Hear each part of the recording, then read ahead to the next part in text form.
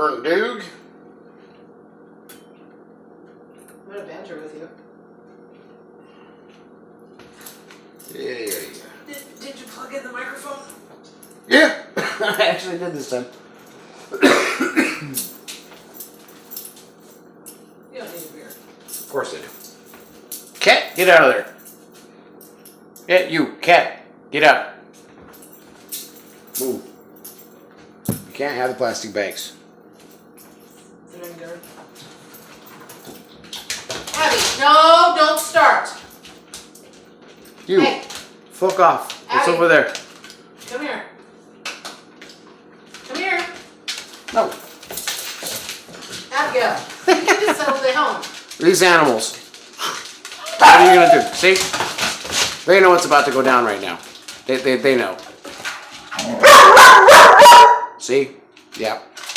That's her protesting. You can't see it, but she's actually standing on her hind legs. She can walk about a good 6 feet on her hind legs like a person. It's really kind of weird for a pit bull Labrador mix. It's a big dog. Stop it! Go over there. Yonder, beast. Go back from whence ye came. I guess that'll be a good one for the blooper reel, right? Cheers, suckers. Yeah, see, she protests like that. I don't know. She tries to talk. It's really weird. Okay, this is not the time. I got cameras rolling. And I got meat to butcher. What the hell a camera is? And she doesn't know anything. She's a dog. We're gonna vibe now. Okay, ready? Here we go. Merry Christmas, fellow foodies. Cheers to you. Beer is good, by the way. Burp, whatever, right? Especially when you're going to have a lot of beef. Tonight, I've got something very, very special. I found a great deal on some Angus Top Sirloin. I got 8 pounds of it. Just this giant hunk of meat. So I'm going to cut it into steaks. And for as many steaks as I can get out of this, I'm going to pay way less than what I would if I were to buy it individually. Kudos to my buddy Alan. He let me know. He's like, hey, dude, you know what I do is I buy the big giant roasts and I cut those into steaks and it works out perfectly. Well, as long as I've been cooking, for some dumb reason, I never thought about that. So I saw this and I was like, wait a minute. This is what I'm going to do. So I'm going to show you right now how I'm going to cut it into steaks. And we can use this for a lot of different things. It doesn't have to be just steak. I'm actually going to cube some up and make a stew with it, which that'll be another video. But for now, I'm just going to drink some beer, cut some meat, and then I'll show you how to do a butter basted with a little bit of garlic, a little bit of rosemary steak. You sear it off real hard, baste it with the butter. You take that cast iron skillet that you're doing it in, you throw it in the oven, boom, done. Baked potato, a salad, maybe some green beans or something on the side. Super quick, super simple, super delicious. So, let's get to cutting. Cheers. Okay, folks. So, we lost a little bit of footage. But, I've got a giant top sirloin, about 8 pounds, and I've been cutting it into steaks, as you can see here. Sorry about the lost footage. There's really nothing I can do about that. But essentially, you just buy a giant roast, and you just kind of cut it. There's really no trimming needed. This fat we actually want, because I can take this portion off if I want.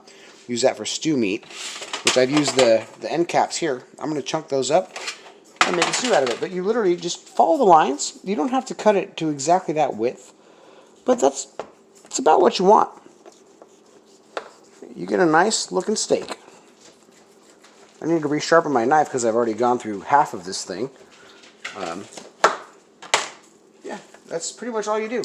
You just slice right through that sucker, and look at that. I know, some of you might be like, ooh, gross, but you're going to be like, ooh, yummy once you're done with it. That's about it. Boom, you got a huge steak, and for the price we paid for this, it's way cheaper than you would normally get. See, it's a little ugly, but that's because some of the fat. Look at all that fat. We want that. Fat means flavor, and we want this to taste good. So, we'll be right back. Once I finish this up, I'm going to store some of these, and I'm going to show you how to do that garlic butter basted sirloin that I was talking about. See you soon. Wow. I've taken this and broken it down. Amazing. Not sure how well you can see that, but gotta keep my beard off the cutting board. I got two really good looking steaks there. They're actually a lot bigger than they look. And look at all of this. Yeah, I got about 12 steaks and like, I don't know, 1.5 pounds, 2 pounds of stew meat. All cut, ready to go. So I'm gonna go ahead and store these because I can't just leave it sitting out on a rack. And when I come back, I'm gonna show you how to cook these in a cast iron, heavy sear, butter, rosemary basted, a little bit of garlic in there, and then you finish it off in the oven. Serve it with a baked potato and a salad or something, maybe some green beans, and you're having a good time, I tell you. So I'm gonna get to it, and I'll be right back. Once you've got your steaks butchered and ready to go, just salt and pepper them. That's all you need. That's all I've done. Salt, pepper, both sides, ready to go. That's it. Because the garlic, the butter, the rosemary, that's gonna really flavor the steak really nicely, and it's gonna cook extremely quick. I've got my oven already preheated to 350. I'm gonna just sear them off in my browning butter and my garlic, and throw the skillet in the oven and let it finish to about a medium. Cook it as long or as little as you like. You know, everybody likes their steaks different. Personally, I prefer medium rare. So that's what I'm gonna do. Check this out. Over here, look at this. Super hot skillet. Super hot. I've got quite a bit of butter in here. I've got probably about a half a cup. And then I'm going to take some fresh garlic. Just get a little spoonful. And throw it in. That's it. Just kind of work it around a little bit. Look at that. At this point, I'm going to immediately add my steaks.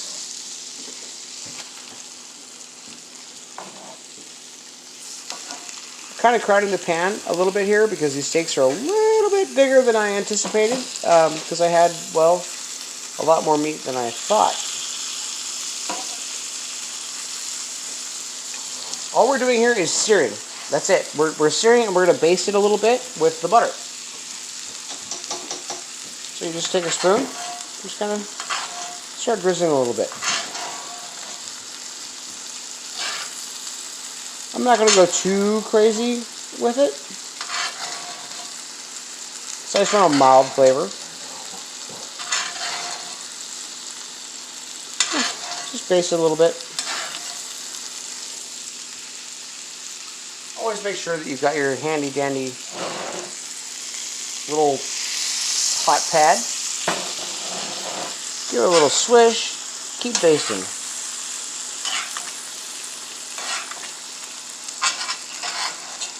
Alright, we've got a pretty decent amount of baste on here. Still going to want a little bit more. We can always add more butter. We can always add more garlic. But I think I've got a pretty decent amount here. But that's it. Let it cook. We want that sear. That's what we want. I am going to add some rosemary. Right on top. Just a little bit. You don't want to overpower. Just a little bit. I'm going to put a little bit in the butter too.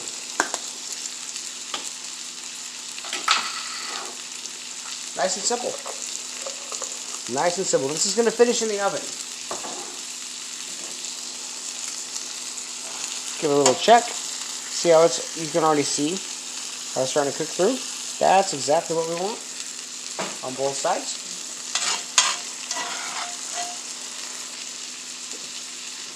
Almost forgot my hot pad. It's Halloween, by the way. You know we love Halloween around here. Just drizzle a little bit of that on top. Doesn't need to be a lot. I know you've seen those cooking shows where they just like drizzle this stuff in crazy amounts of butter. Flip. Only takes about a minute. There we go.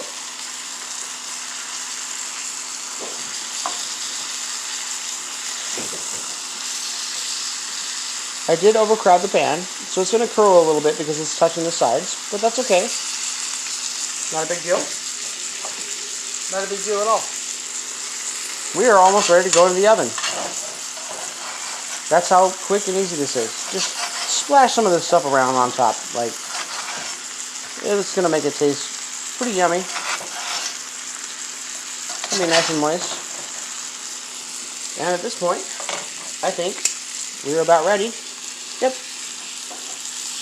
Yeah, to go in the oven.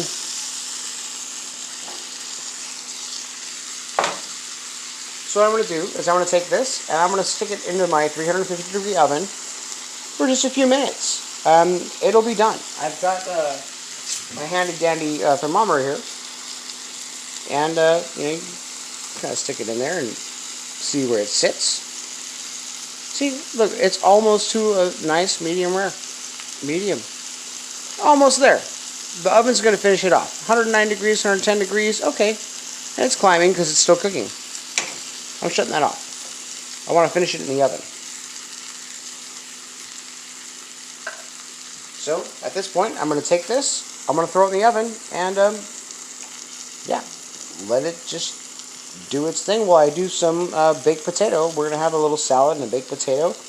I decided against doing the green beans because I'm going to do the salad. So a salad, a baked potato, a steak. Oh, can't go wrong. And the rosemary, the garlic, the butter, this is going to be really, really good. And it's salt and pepper. That's all you need. And it's really going to be delicious. Trust me on this. So, yeah, let's get to it. Okay, foodies. Oh man, we've got some really good stuff going on here. Check this out. A beautiful salad. This is not your average side salad. We've got mushrooms, we've got crispy onions, croutons, bacon, black olives, like all kinds of stuff. You make your salad as you want, for sure. That's what we do. So, you know, tomatoes. Yeah, this is going to be a really good salad. The star of the show is not just this beautiful baked potato here, but it's this steak with the butter, the garlic, the rosemary, basted, finished off in the oven, you know, until your desired temp. If you eat your steak well done, let me know in the comments below why. Because, well, to me that's overcooked. If you like it that way, let me know why. Like, subscribe, share. We can all make beautiful food like this quickly, easily, and inexpensively. So let's get to it. I don't know about you, but I'm about to sit down and have my steak, salad, and potato. So I'll see you soon. And remember, stay foodie.